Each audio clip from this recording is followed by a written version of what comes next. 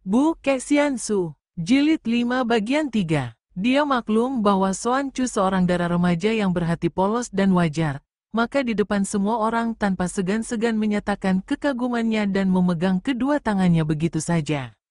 Akan tetapi hal ini tentu saja menimbulkan anggapan salah, dan dia sudah melihat betapa Swat Hong membuang muka dengan wajah diselubungi kemarahan. Bahkan, akhirnya dara itu lalu membalikkan tubuh dan berlari pergi. Sampai 3 bulan lamanya Xin Liong dan Swat Hong di Pulau Neraka. Dengan teliti dan hati-hati, Xin Liong melakukan penyelidikan tentang segala macam racun yang terdapat di pulau itu. Kemudian dia mencarikan obat penawarnya dan menulis serta melukiskan nama dan bentuk daun, akar, bunga, atau buah yang berkhasiat sebagai penawar racun-racun itu. Sibuklah ketua Pulau Neraka dan para pembantunya mencarikan bahan-bahan obat itu, dan setelah 3 bulan, barulah lengkap catatan Xin Liong. Ong Kong Ek dan semua penghuni Pulau Neraka merasa berterima kasih sekali kepada Xin Liong, apalagi setelah terbukti banyak penghuni yang sembuh dari penderitaan penyakit akibat keracunan setelah menggunakan obat-obat seperti yang ditunjuk oleh pemuda itu. Dia dianggap sebagai seorang dewa penolong mereka, dan diperlakukan dengan sikap penuh hormat. Setelah terpaksa tinggal di Pulau Neraka selama 3 bulan, akhirnya Swat Hong mendapatkan kenyataan bahwa Xuan Chu adalah seorang remaja yang benar-benar tulus, jujur, dan wajar, sehingga mudah saja di antara mereka terjalin persahabatan yang akrab.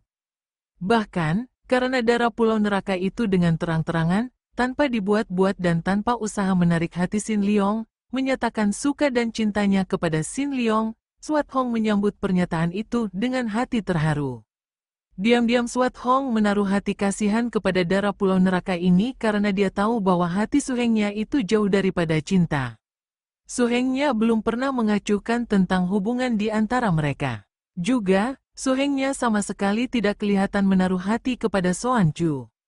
Dianggapnya suhengnya itu terlalu dingin, dan sudah seringkali dia sendiri merasa kecewa melihat suhengnya sebagai seorang pemuda yang tidak ada semangat. Padahal dia sendiri belum yakin apakah dia mencintai suhengnya. Sungguh pun dia merasa suka sekali kepada pemuda itu. Namun sebagai seorang dara remaja, tentu saja dia merasa tidak puas menyaksikan sikap pemuda yang dingin saja terhadapnya. Sebagai seorang wanita muda yang sehat dan normal, tentu saja Swat Hong juga ingin agar semua orang, terutama kaum pria, memandangnya dengan kagum dan suka. Bahkan, dia pun seperti semua wanita di dunia ini, agaknya akan merasa bangga kalau semua orang laki-laki jatuh cinta kepadanya. Hari keberangkatan mereka meninggalkan Pulau Neraka pun tibalah. Xin Liong dan Swat Hong diantar oleh semua penghuni Pulau Neraka sampai ke pantai, di mana telah tersedia sebuah perahu yang lengkap dengan layar, dayung, dan bekal makanan. Xuan Chu mengantar dengan berlinang air mata. Semenjak tadi dara ini menangis, bahkan rewel kepada kakeknya hendak ikut pergi bersama Xin Liong dan Swat Hong. "Hus, apakah kau gila?" Demikian kakeknya menjawab. "Kau hendak ikut ke Pulau Es? Tidak tahukah kau bahwa semua penghuni Pulau Neraka dilarang menginjakkan kaki ke Pulau Es? Begitu kau tiba di sana, kau akan dijatuhi hukuman sebagai seorang pelanggar hukum." Xin Liong dan Swat Hong juga melarang dengan alasan bahwa Swat Hong sendiri sedang menghadapi malapetaka, bahkan dia bersama suhengnya sedang berusaha mencari ibunya. Selama 3 bulan ini, Ong Kong Ek sudah mengerahkan pembantunya untuk mencari Liu Bwei, bekas istri Raja Han Tiong, ke pulau-pulau kosong di sekitar Pulau Neraka, namun hasilnya sia-sia belaka. Tentu saja para penghuni Pulau Neraka yang mencari itu tidak berani terlalu mendekat Pulau Es. Setelah perahu yang ditumpangi Xin Liong dan Swat Hong pergi jauh, Xuan Chu menjatuhkan dirinya menangis. "Kong Kong, aku pun mau pergi dari sini. Aku tidak tahan lagi tinggal lebih lama di Pulau Neraka tanpa adanya mereka berdua. Aku harus pergi mencari ayahku, seperti Swat Hong yang pergi mencari ibunya." Kong Kongnya hanya menggeleng kepala, menghela napas, dan menggandeng cucunya yang tercinta itu kembali ke tengah pulau. Hati orang tua ini khawatir sekali karena dia tahu bahwa cucunya telah mulai dewasa dan telah tergoda oleh cinta sehingga merasa tidak tahan lagi tinggal lebih lama di Pulau Neraka. Dia maklum bahwa agaknya takkan lama lagi cucunya itu tentu akan nekat meninggalkan pulau.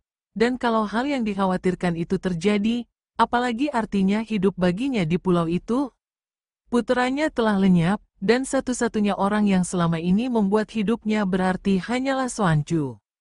Ketika perahu mereka mendarat di Pulau Es, Xin Liong dan Swat Hong saling pandang dengan hati yang berdebar. Mereka sudah menjelajahi seluruh pulau di sekitar Pulau Es untuk mencari ibu Swat Hong, namun sia-sia belaka. Akhirnya, mereka mengambil keputusan untuk kembali ke Pulau Es, dengan harapan mudah-mudahan ibu Dara itu sudah kembali ke Pulau Es. Bagaimana kalau ibu tidak berada di sana? Bukankah berarti bahwa aku telah melanggar janjiku untuk mewakili ibu yang dibuang ke pulau neraka? Swat Hong bertanya ketika perahu mereka tadi sudah mendekati Pulau Es. Jangan khawatir, Sumoy. Suhu adalah ayahmu sendiri, dan betapapun marahnya, aku percaya bahwa Suhu akan dapat memaafkanmu. Aku percaya akan kebijaksanaan Suhu, dia bukanlah seorang yang berbudi rendah. Tapi dia telah terkena racun yang hebat, racun yang 100 kali lebih kejam daripada racun yang paling jahat di pulau neraka. Dia telah terkena hasutan mulut wanita jahat itu. SSTTT, Sumoy, jangan mempersulit keadaan dengan menyangka yang bukan-bukan. Sudahlah, kekhawatiranmu itu hanyalah permainan pikiran yang membayangkan hal yang belum terjadi. Singkirkan saja kekhawatiran kosong itu dan mari kita hadapi kenyataan. Percayalah, apapun yang akan terjadi, aku tidak akan membiarkan engkau terancam bencana. Mari kita hadapi apa saja yang menimpa kita berdua. Su Heng, betulkah? Betulkah kau akan membela dan melindungi aku? Tentu saja, Sumoy, menghadapi ayah sekalipun, menghadapi siapa saja, karena aku yakin bahwa engkau tidak mempunyai kesalahan apapun. Kalau begitu, aku menjadi besar hati, Su Heng. Mari kita mendarat. Hati Swat Hong makin tegang dan juga terheran-heran ketika dia melihat betapa beberapa orang penghuni Pulau Es yang kebetulan berada di situ segera berlari pergi menuju ke tengah pulau, bahkan tidak berhenti ketika dia dan Su Hengnya memanggil mereka.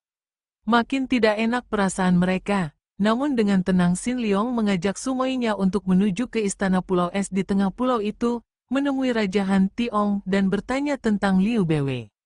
Tak lama kemudian, keduanya berhenti tiba-tiba ketika melihat raja itu sendiri berlari-lari datang bersama permaisuri dan pembantu-pembantu yang terpercaya.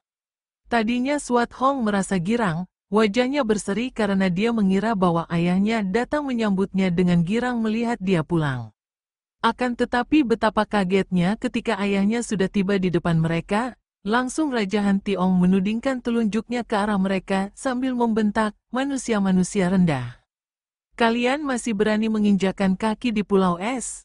Membikin kotor pulau ini? Keparat, ayah, Suhu, plak, plak, tubuh Xin Liong dan Swat Hong terguling ketika tangan raja itu dengan kecepatan kilat telah menamparkan mereka. Dengan alis berdiri, Raja Han Tiong menudingkan telunjuknya bergantian ke arah muka dua orang muda yang menjadi kaget setengah mati dan merangkak bangun itu.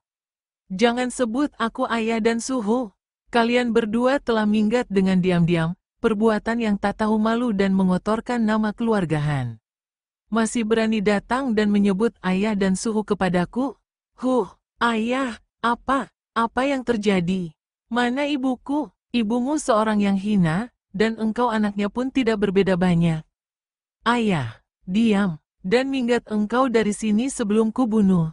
Ayah, kalau begitu bunuh saja aku tidak berdosa. Swat Hong yang berlutut itu menangis sesenggukan. Bagus, kau minta mati, Suhu. Suara Xin Liong ini mengandung wibawa sedemikian hebatnya sehingga Han Tiong sendiri sampai terkejut dan menghentikan langkahnya yang hendak menghampiri puterinya. Sepasang mata Xin Liong mengeluarkan sinar yang luar biasa, dan sejenak hati Ong ragu-ragu. Teringatlah dia akan keadaan dahulu ketika anak ajaib ini menyuruhnya menolong De Kuat Lin, menyuruhnya berhenti untuk menguburkan mayat-mayat. Seperti itu pula kekuatan mukjizat yang keluar dari sepasang mata itu. Sepasang mata yang sedikit pun tidak membayangkan takut, atau marah, atau kekerasan, hanya membayangkan kelembutan yang mengharukan. Suhu, harap Suhu bersabar dulu. Sungguh tidak adil sekali menjatuhkan hukuman tanpa memberitahu kesalahan orang. Sungguh pun Sumoy adalah puteri Suhu sendiri. Bangkit kembali marah Han Tiong.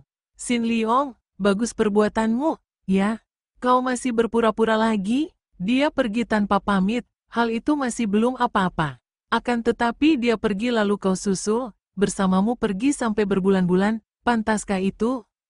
Kalian tidak tahu malu dan menodaikan nama baik keluarga kerajaan Han. Diam-diam Sin Liong terheran, mengapa suhunya berubah seperti ini? Tentu saja dia tidak tahu betapa para keluarga yang membenci Liu Beiwei telah menggunakan kesempatan selagi terjadi peristiwa penghukuman atas diri Liu Beiwei itu untuk membakar hati raja ini, terutama sekali melalui mulut permaisuri. Ayah, jangan menuduh yang bukan-bukan. Aku memang pergi dan bertemu dengan Su Heng. Akan tetapi apakah salahnya dengan itu? Apa salahnya? Ya, tidak salahkah kalau seorang pemuda dan seorang dara berdua saja sampai hampir setengah tahun lamanya? Mungkinkah tidak akan terjadi apa-apa antara kalian di tempat sunyi dan hanya berdua saja? Siapa percaya tidak akan terjadi apa-apa yang kotor? Ucapan ini keluar dari mulut permaisuri De Kuatlin yang tersenyum mengejek. Ibu, kalau En Chi Hong dan Su Heng melakukan hubungan gelap, kawinkan saja mereka. Mengapa ribut-ribut? Tiba-tiba Bu Ong, putra raja yang baru berusia kurang lebih 8 tahun itu berkata dengan suara nyaring. Husyah, tutup mulutmu.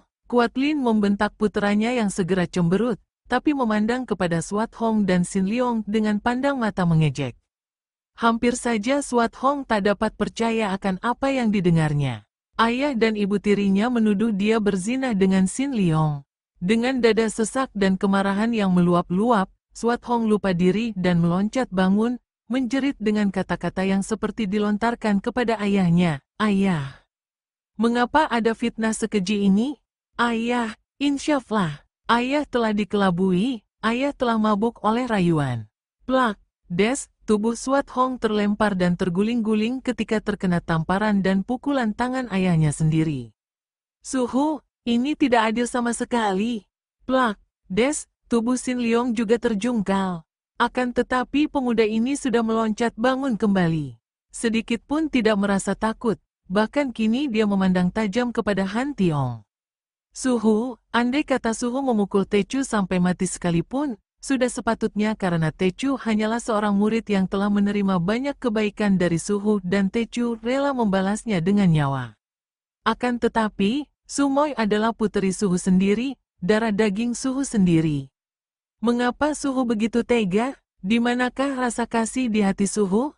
Keparat, Han Tiong memaki dengan suara gemetar saking marahnya. Melihat betapa Sin Liong berani menentangnya untuk membela Swat Hong, makin besar pula kepercayaannya akan desas-desus bahwa putrinya main gila dengan muridnya ini. Kau mau memberi kuliah kepadaku? Kalau dia orang lain, aku tidak akan peduli apa yang dilakukannya. Justru karena dia anakku, dan aku cinta kepada anakku, maka aku perlu menghajarnya. Begitukah cinta di hati Suhu? Cinta Suhu siap untuk berubah menjadi kemarahan? Kebencian yang meluap karena Suhu merasa bahwa puteri Suhu tidak menyenangkan hati Suhu. Itu bukan cinta, Suhu. Suhu hanya mementingkan diri sendiri. Kalau disenangkan hati Suhu, biar orang lain sekalipun akan Suhu perlakukan dengan baik. Akan tetapi kalau hati Suhu dikecewakan, biar anak sendiri akan dibunuh. Plak-plak, des, kembali tubuh Sin Liong terjungkal dan kini darah mengucur dari mulut dan hidungnya. Su Heng, ayah, jangan. Swat Hong sudah meloncat ke depan dan menubruk Su Hengnya. Anak durhaka, murid murtad. Des, kini Swat Hong yang mengeluh dan terjungkal terkena tendangan ayahnya yang sedang marah itu. Masih untung bagi mereka berdua bahwa Han Tiong hanya berniat menghajar dan menghukum. Kalau berniat membunuh, tentu mereka sudah tak bernyawa lagi. Saking marahnya, biarpun melihat murid dan puterinya sudah beberapa kali dihantam dan ditendangnya sampai mulut dan hidung mengeluarkan darah serta muka mereka bengkak-bengkak, Han Tiong masih saja menghajar mereka. Ong ya, harap ampunkan mereka. Tiba-tiba beberapa orang pembantu utama berlutut di depan raja yang marah ini dan menyabarkan hatinya.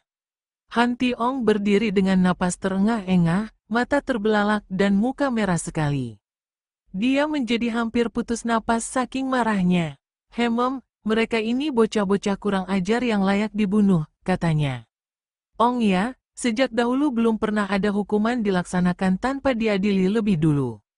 Harap Ong ya ingat akan keadilan kerajaan Pulau Es yang sudah terkenal semenjak ratusan tahun, kata seorang pembantu yang sudah berusia lanjut. Han Tiong menghela napas panjang dan dia teringat. Sebetulnya dia sedang berada dalam keadaan duka dan kecewa. Duka mengingat akan istrinya, Liu Bwe, yang kini menimbulkan penyesalan di dalam hatinya karena dia pun mulai meragukan kesalahan istrinya itu. Kecewa karena serangkaian peristiwa yang tidak menyenangkan hatinya, mengganggu ketentraman hidupnya di Pulau Es. Anak durhaka, untung engkau belum kubunuh. Kau boleh membela diri, kalau memang masih ada yang akan kau katakan. Dengan tubuh sakit-sakit dan hampir pingsan, Xin Liong masih dapat membantu Sumoinya bangkit duduk.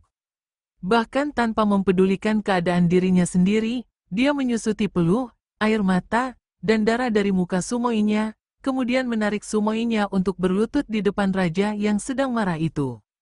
Sumoi, laporkanlah semuanya kepada Suhu, bisiknya.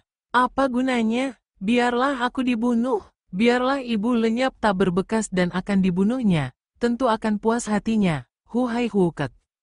Suat Hong menangis terisak-isak. Melihat keadaan puterinya ini, tersentuh juga rasa hati Raja Han Tiong. Xin Liong, hayo ceritakan apa yang terjadi. Kami semua menuduh kalian berdua selama berbulan-bulan, dan tentu kalian telah melakukan perbuatan yang tidak senonoh. Mengakulah, awas, kalau kau membohong, akan kubunuh kau sekarang juga. Suhu boleh membunuh Tecu kalau Tecu berbohong. Bahkan kalau Tecu tidak membohong sekalipun, Tecu menyerahkan nyawa Tecu kepada Suhu. Sebetulnya, ketika melihat Sumoi pergi membuang diri ke Pulau Neraka, dan melihat Subo juga pergi, Tecu merasa kasihan dan khawatir sekali. Maka Tecu diam-diam lalu mengejar dan menyusul ke Pulau Neraka. Kemudian dengan panjang lebar dan jelas, Xin Liong menceritakan semua pengalaman mereka di Pulau Neraka dan mengapa mereka sampai berbulan-bulan berada di pulau itu. Berkerut Raja Han Tiong. Di lubuk hatinya dia percaya kepada muridnya ini. Tidak ada seorang pun di dunia ini yang dapat membohong dengan sikap seperti yang diperlihatkan muridnya. Tidak, tentu muridnya tidak berbohong. Akan tetapi hatinya masih marah. Dan ia makin marah ketika mendengar betapa Pulau Neraka telah berani menahan puterinya sebagai sandera. Suat Hong, benarkah cerita Xin Liong? Bentaknya kepada Dara yang masih menangis sesenggukan itu. Apa gunanya ayah bertanya kepadaku? Lebih baik ayah menyelidiki sendiri ke Pulau Neraka. Kalau aku dan Su Heng berbohong, boleh bunuh 1000 kali juga tidak apa. Memang sejak dahulu Suat Hong bersikap manja kepada ayah bundanya. Pula dia memiliki watak keras, tidak takut mati, maka dalam keadaan seperti itu pun dia bersikap berani dan menantang. Siapkan pasukan 30 orang untuk ikut bersamaku ke Pulau Neraka. Raja itu memerintah kepada pembantunya dengan suara marah. Pada hari itu juga dia berangkat bersama 30 orang pasukan menuju ke Pulau Neraka. Dapat dibayangkan betapa kagetnya para penghuni Pulau Neraka ketika diserbu oleh pasukan Pulau Es yang dipimpin oleh Raja Han Tiong sendiri. Ong Kong Ek sendiri yang maju dan berusaha melawan, tapi dalam belasan jurus saja telah dirobohkan dan dipaksa menceritakan apa yang terjadi ketika putri Raja Pulau Es itu berada di Pulau Neraka. Dengan kebencian dan dendam yang makin mendalam, Ong Kong Ek menceritakan keadaan sebenarnya, tepat seperti yang telah didengar oleh Han Tiong dari mulut Xin Liong. Maka mulailah raja ini merasa menyesal mengapa dia telah terburu nafsu menghajar, bahkan hampir saja membunuh Xin Liong dan Suat Hong yang sebetulnya tidak berdosa. Mulailah dia teringat bahwa kemarahannya itu timbul karena bujukan dan kata-kata yang membakar dari permaisurinya. Dia menjadi marah sekali, dan kemarahannya itu dilampiaskannya di Pulau Neraka. Pulau itu diobrak-abrik, sebagai hukuman telah berani menahan puterinya. Bahkan kitab catatan Xin Liong tentang racun dan pengobatannya, dihancurkan dan dibakarnya. Setelah puas melampiaskan kemarahannya, Han Tiong memimpin pasukannya meninggalkan Pulau Neraka, meninggalkan para penghuni yang banyak menderita luka lahir batin itu. Dalam sekejap raja ini telah menanamkan dendam yang makin menghebat di dalam hati para penghuni Pulau Neraka.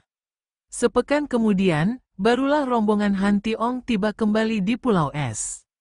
Wajah raja ini seketika pucat setelah dia mendengar berita yang lebih hebat dan mengejutkan lagi, yaitu bahwa sehari setelah dia dan pasukannya berangkat, Permaisuri dan pangeran telah pergi meninggalkan Pulau Es. Dan hingga kini belum pulang. Makin terpukul lagi batin Raja Han Tiong ketika dia mendapat kenyataan bahwa kitab-kitab pusaka Pulau Es telah lenyap, berikut banyak harta benda berupa emas dan permata yang disimpan di dalam kamarnya. Hampir saja dia roboh pingsan mendapat kenyataan bahwa permaisurinya, De Kuatlin, gadis yang ditolongnya itu, ternyata telah berkhianat. Mengapa tidak kalian larang mereka pergi? Mengapa, Xin Liong, engkau muridku? Mengapa engkau mendiamkan saja mereka pergi membawa pusaka-pusaka kita? Dalam bingung dan marahnya dia menegur Xin Liong. Subo pergi hanya memberitahu bahwa Subo bersama Sute hendak menyusul ke Pulau Neraka. Siapa yang berani menghalangi Subo?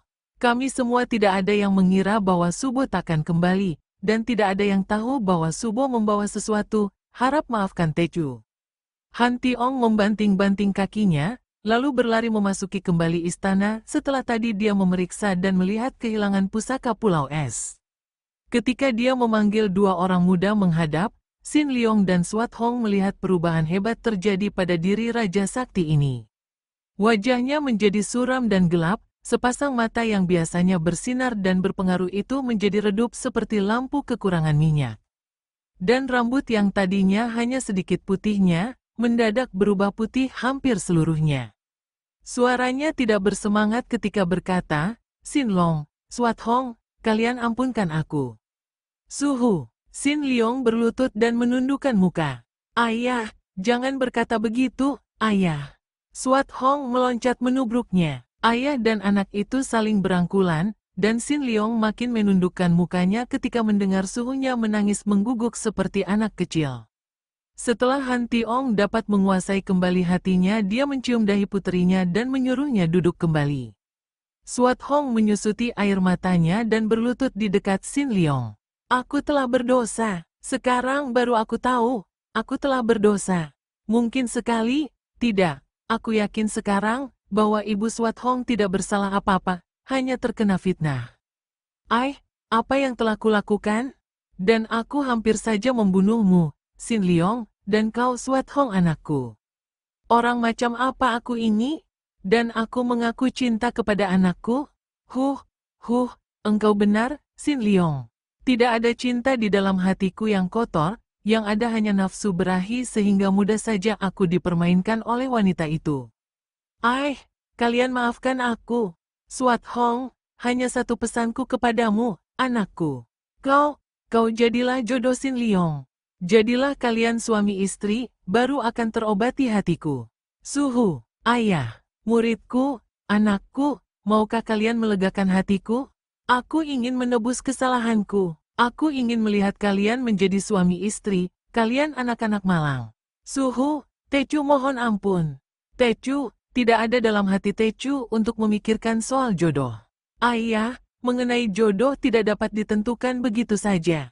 Biarkan kami menentukannya sendiri. Han Tiong menarik napas panjang, memejamkan mata sebentar, kemudian bangkit berdiri.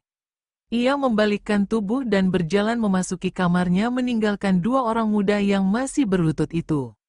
Semenjak saat itu, sampai berhari-hari lamanya, raja itu tidak pernah keluar dari kamarnya sehingga membuat gelisah semua pembantunya. Keadaan di Pulau Es tidak seperti biasa, semua penghuni dapat merasakan ini. Semenjak terjadinya peristiwa yang memalukan dan menyedihkan menimpa keluarga Raja Han Tiong, keadaan Pulau Es sunyi dan semua wajah para penghuni kelihatan muram. Bahkan cuaca juga seolah-olah berubah suram, seringkali malah menjadi gelap oleh mendung tebal. Hati semua orang merasa gelisah tanpa mereka ketahui sebabnya, seolah-olah merupakan tanda rahasia bahwa akan terjadi hal-hal lebih hebat lagi. Peristiwa menyedihkan yang menimpa Han Tiong bisa menimpa diri setiap orang, dan memang kita sebagai manusia hidup selalu terlupa bahwa mengejar kesenangan sama artinya dengan memanggil kesengsaraan. Kita hidup dibuai khayal akan keadaan yang lebih baik, lebih menyenangkan daripada keadaan seperti apa adanya. Kita tidak pernah membuka mata, tidak pernah menghayati keadaan saat ini, tidak dapat melihat bahwa saat ini mencakup segala keindahan. Dengan membandingkan keadaan kita dengan keadaan lain, kita selalu menganggap bahwa keadaan buruk tidak menyenangkan, dan kita selalu memandang jauh ke depan, mencari-cari dan menghayalkan yang tidak ada, keadaan yang kita anggap lebih menyenangkan. Karena kebodohan kita inilah, maka kita hidup dikejar-kejar oleh kebutuhan setiap saat, detik demi detik kita mengejar kebutuhan. Kebutuhan adalah keinginan akan sesuatu yang belum tercapai, yang kita kejar-kejar. Lupa bahwa kalau yang satu itu dapat tercapai, di depan masih menanti 1000 hal lain yang akan menjadi keinginan dan kebutuhan kita selanjutnya. Maka, berbahagialah dia yang tidak membutuhkan apa-apa. Bukan berarti menolak segala kesenangan, melainkan tidak mengejar apa-apa, sehingga kalau ada sesuatu yang datang menimpa diri, bukan lagi merupakan kesenangan atau kesusahan, melainkan dihadapi sebagai suatu yang sudah wajar dan semestinya, sehingga tampaklah keindahan yang murni. Demikian pula keadaan Raja Han Tiong. Dia seorang yang sakti dan bijaksana, namun tiba saatnya dia lengah dan menganggap bahwa dia menemukan kebahagiaan dalam diri De Kuat Lin. Padahal yang dia temukan hanyalah kesenangan yang timbul dari kenikmatan badani, dari terpuaskannya nafsu. Dia seolah-olah hidup di alam khayal, di alam mimpi. Setelah dia sadar dari mimpi, terasa bahwa yang manis menjadi pahit bukan main, baru sadar bahwa perubahan dari senang ke susah sama mudahnya dengan membalikkan telapak tangan. Dan menang kalah, suka dan duka hanyalah dui muka atau kedua muka dari sebuah tangan yang sama. Perahu kecil itu terayun-ayun ke kanan kiri, seperti menari-nari karena tidak dikuasai oleh layar maupun dayung, melainkan sepenuhnya dikuasai oleh air laut yang tenang. Dua orang yang duduk di perahu itu seperti dua buah arca, diam, dan pandang mata mereka melayang jauh ke kaki langit, melayang-layang di permukaan laut, seperti mencari-cari sesuatu yang hilang. Dan memang pikiran Sin Leong dan Swat Hong, dua orang di perahu itu, sedang mencari-cari jawaban pertanyaan hati mereka sendiri. Pulau Es hanya kelihatan sebagai sebuah garis putih mendatar dekat kaki langit. Mereka berangkat pagi-pagi meninggalkan Pulau Es. Setelah tiba di tempat jauh yang sunyi ini, mereka menggulung layar dan membiarkan perahu mereka dibuai gelombang kecil. Mereka sudah lama berdiam diri seperti itu, dibuai oleh lamunan masing-masing, lamunan yang timbul karena keadaan di Pulau Es yang menyedihkan. Su Heng, suara panggilan Swat Hong ini lirih saja, namun karena sejak tadi mereka tidak mendengar suara apa-apa, maka suara panggilan ini seolah-olah mengandung getaran hebat yang memenuhi seluruh ruang kesunyian. Sin Leong menoleh dan dia pun seolah-olah baru sadar dari alam mimpi. Jawabannya masih ragu-ragu. Su Heng mengajakku meninggalkan pulau. Setelah tiba di sini, mengapa Su Heng tidak lekas bicara melainkan melamun saja? Aku terpesona akan keindahan alam yang sunyi ini, Sumoy. Aku pun tadi terseret, Su Heng. Akan tetapi melihat batu karang menonjol di depan itu, aku tersadar. Apakah aku akan menjadi setua batu karang itu yang kerjanya hanya termenung di tempat sunyi? Su Heng, kau tadi bilang bahwa engkau mengajakku ke tengah laut untuk membicarakan urusan kita. Mengapa harus ke sini? Engkau sudah mengerti sendiri, fitnah yang dilontarkan kepada kita, bahwa ada terjadi sesuatu yang rendah di antara kita, membuat aku merasa tidak enak kalau mengajak kau bicara berdua saja di tempat sunyi di atas pulau itu. Dapat menimbulkan prasangka yang bukan-bukan. Karena itulah maka kuajak ke sini, agar kita dapat bicara dengan tenang dari hati ke hati tanpa ada yang mendengar dan melihat.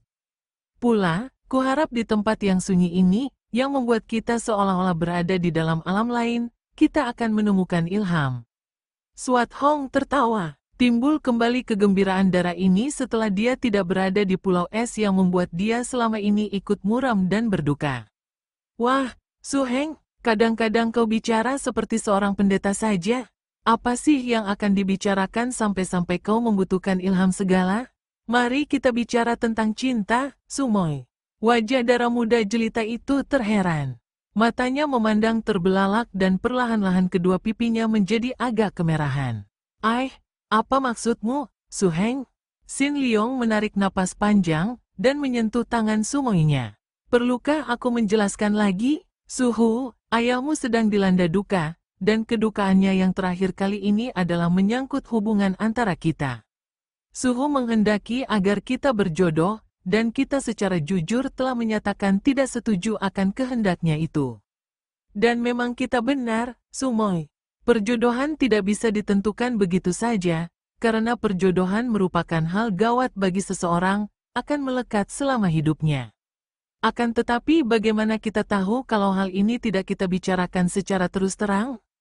Maka, agar kita dapat mengambil keputusan yang tepat tentang kehendak Suhu ini, marilah kita bicara tentang cinta. Bicaralah. Aku tidak tahu apa-apa, kata Swat Hong yang tentu saja merasa malu untuk bicara tentang hal yang asing baginya itu. Swat Hong, apakah kau cinta kepadaku? Darah itu makin merah mukanya. Tak disangkanya bahwa Su Hengnya akan bertanya secara langsung seperti itu, sehingga dia merasa seperti diserang dengan tusukan pedang yang amat dahsyat. Dia mengangkat muka memandang Su Hengnya dengan bingung. Aku tidak tahu, dan dia menundukkan mukanya.